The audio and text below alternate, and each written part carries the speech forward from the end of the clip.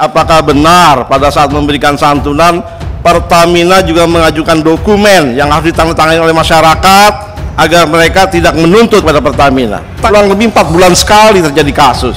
Ini kan seperti minum obat ya, kecelakaan. Hari ini yang terbesar. Ini terbesar sekali. Nah, komite resikonya kerja atau tidur ini? Ini pertanyaan saya. Kami menghimbau kepada Menteri BUMN dalam kesempatan ini, jangan Pertamina dikejar profit, dividen. Tapi agar dialokasikan secara cukup anggaran untuk perawatan, anggaran untuk keamanan masyarakat. Terima kasih sudah klik video ini. Jangan lupa tekan tombol subscribe untuk bergabung. Dalam hitungan saya persilahkan kalian untuk tekan tombol subscribe. 10, 3, 2, 1. Saya ucapkan selamat bergabung dalam channel ini.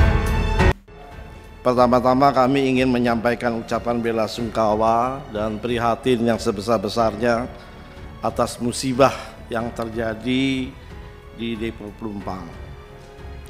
Yang kedua, pimpinan kami ingin interaktif, to the point saja pada hal-hal yang penting. Yang pertama, Bu, kami ingin klarifikasi apakah benar pada saat memberikan santunan Pertamina juga mengajukan dokumen yang harus ditandatangani oleh masyarakat agar mereka tidak menuntut pada Pertamina. Mohon jawab, Bu, tegas saja, Bu.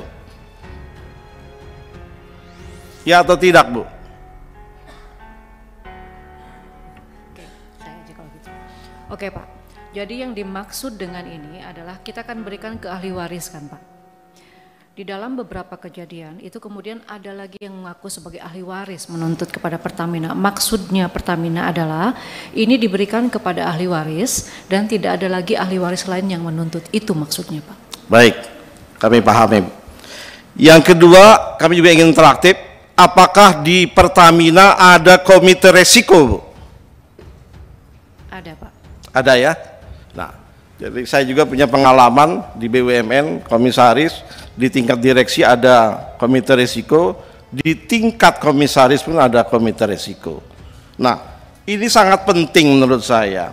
Tadi juga pimpinan sudah menyampaikan bahwa jangan sampai 2 tahun ini 6 kali kecelakaan, 6 kali kebakaran, kurang lebih 4 bulan sekali terjadi kasus. Ini kan seperti minum obat ya, kecelakaan. Hari ini yang terbesar. Ini terbesar sekali.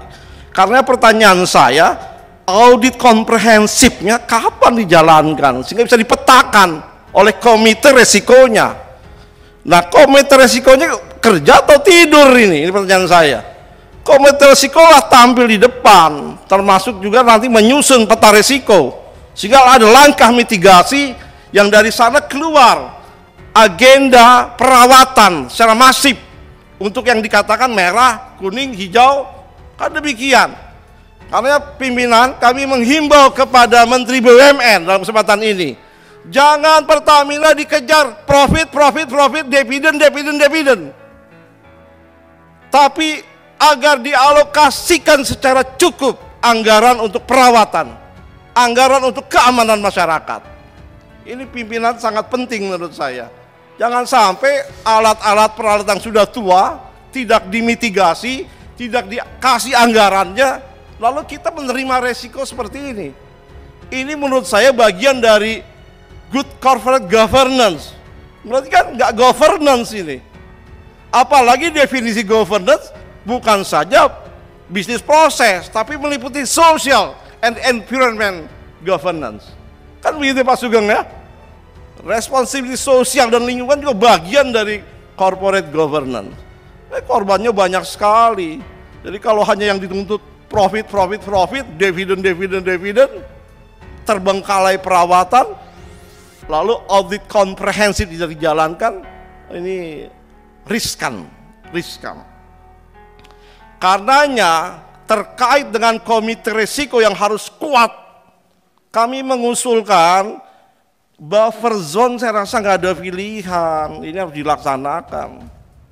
Nggak ada pilihan saya rasa. Tadi kan kurang lebih 100 meter sepanjang 3 km, kurang lebih akan mengenai 1225 ini tadi catatannya. 1225 rumah.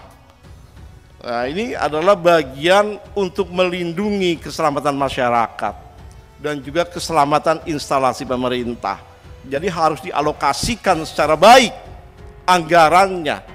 Karenanya nanti pada saat eksekusinya kami meminta kepada Pertamina harus dilaksanakan secara baik, secara ahsan, dialogis. Jangan sampai mereka yang menderita main sekedar gusur. Tidak, harus dilaksanakan ganti untung yang baik sehingga ya bisa menerima dengan enak. Karena tentu saja buffer zone ini bagian yang sangat vital. Saya mengamati bukan hanya pada depo kilang Pertamina. Saya lihat termasuk pembangkit listrik tenaga panas bumi, Sorik Merapi, Patuha, sudah mepet batasnya itu. Buffer zone-nya nggak ada itu. Ini berbahaya kalau kita bekerja dengan cara-cara seperti ini. Kalau kita lihat di luar negeri mungkin kita iri ya, karena buffer zone-nya jadi indah, hijau, parit dan sebagainya. Jadi itu pimpinan kami terus terang mendesak kepada pemerintah betul-betul menjadikan kasus Pelumpang ini pelajaran yang penting. Dan kami tidak ingin terjadi kasus serupa di masa depan. Demikian, wassalamualaikum warahmatullahi wabarakatuh.